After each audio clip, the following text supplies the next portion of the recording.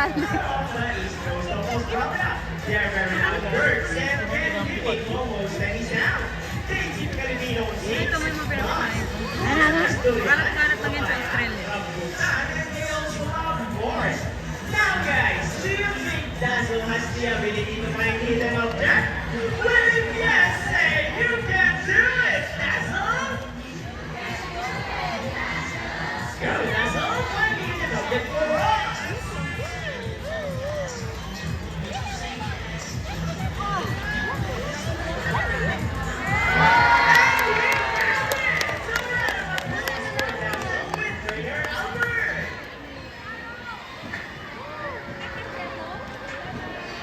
Ay, malaki oh. Now, our next featured birds are just like any married couple. Married. Meaning, they will be partners for a lifetime. Pretty romantic, right? But as any couple will advance in a relationship, always be couples. Meet Sassy and Rocky, our beautiful pair of red-winged macaws. And today, they will battle it out to see who's the best in a basketball game. But before we start this battle, I will divide you guys into two groups. First the girls. All girls will cheer for Sassy. Come on, girls, let me hear you cheer. Sassy, Sassy. Very good. And how about the boys? All boys will cheer for Rocky. Come on, boys, let me hear you cheer. Rocky, Rocky.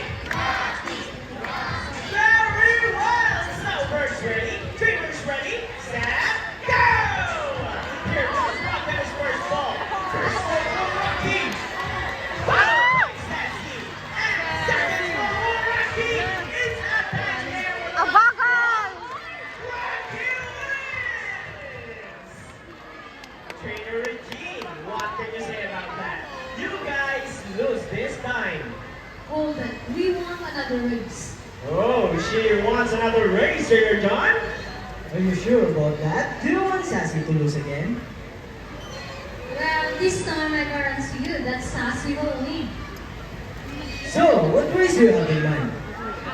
I'm thinking about the ring race. And what is the ring race? The first bird who will drop 3 rings into the bowl, the passes the winner, and that is the ring race. So, our ring race it shall be. Remember guys, that boys already have 1 point. So girls, let's cheer louder for Sassy to win this time. 35% battery charged now. Our ring race. Ready, set, go! Here comes Rocket's first race. Wala si Susie! Walang daya!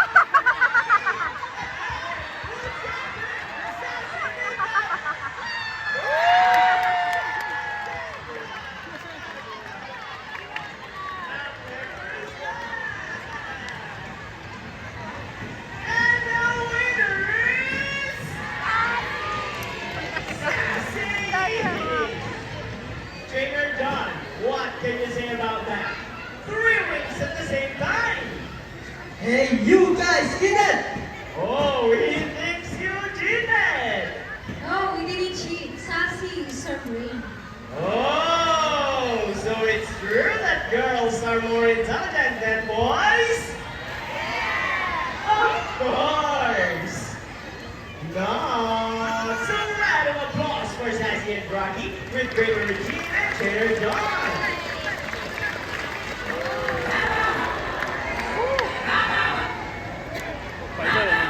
Pilots in particular are known to be intelligent and perceptive.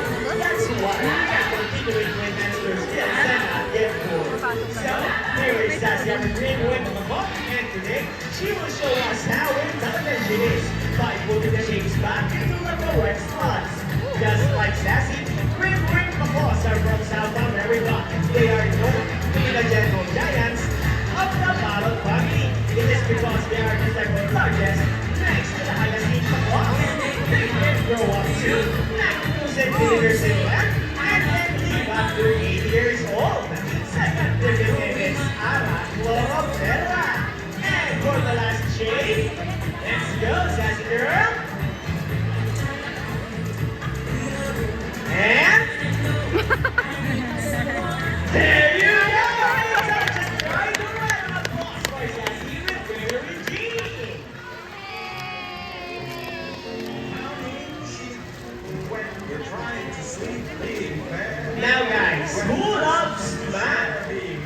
everyone here knows addition, right? Because this next part of our program will leave most people baffled and amazed, even as trainers. Do you think birds can do math? Well, before we call in our mathematical wizard, I'll be giving two numbers between 1 to 50. Any numbers between 1 to 50?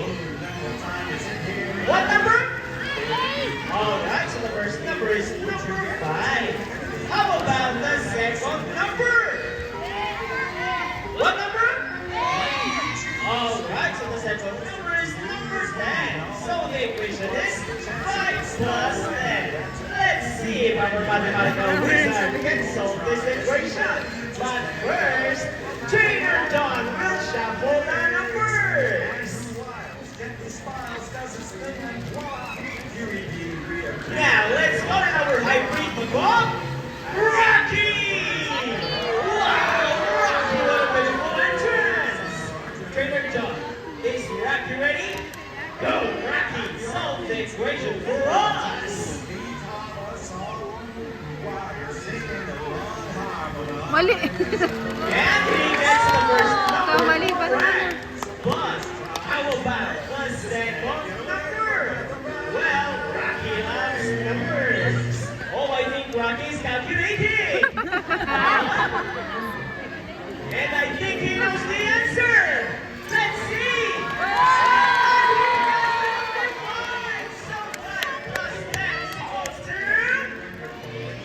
15. All right, an applause for Rocky with Trainer John. Ladies and gentlemen, now that you have seen our colorful and intelligent parrots, we would like to show you another species of bird here in Manila Ocean Park. Birds of prey, or also known as raptors, hunt and feed by other animals. The term raptor came from the Latin word rapere, meaning to seize or to take by force. These birds are characterized by their keen vision that allows them to detect prey during flight. They also have powerful talons and beak. Ladies and gentlemen, please look to your left. Presenting our prophet guide, here comes me!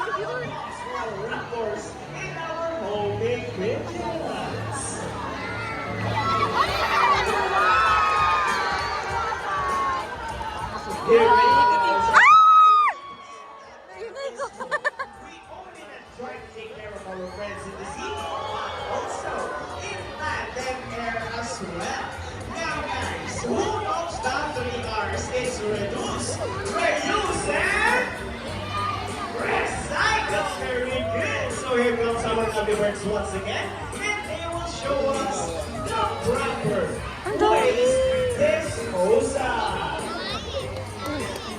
Let's go, buddies.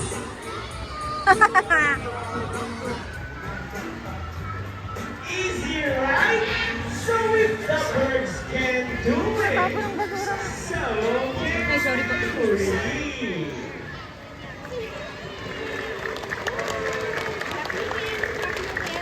Ladies and gentlemen, we hope you all enjoyed our show. Are the birds spectacular? Well, in our own way, no matter how small the effort, let's take action in saving them from exploitation or even extinction. Please, let's all do our part in saving the world. Because remember, this is the only hope we've got.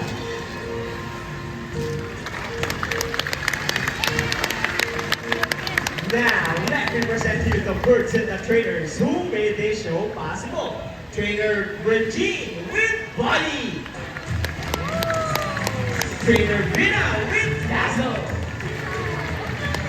Trainer John with Rocky. Trainer Albert with Sassy. Trainer Mikey with Speed.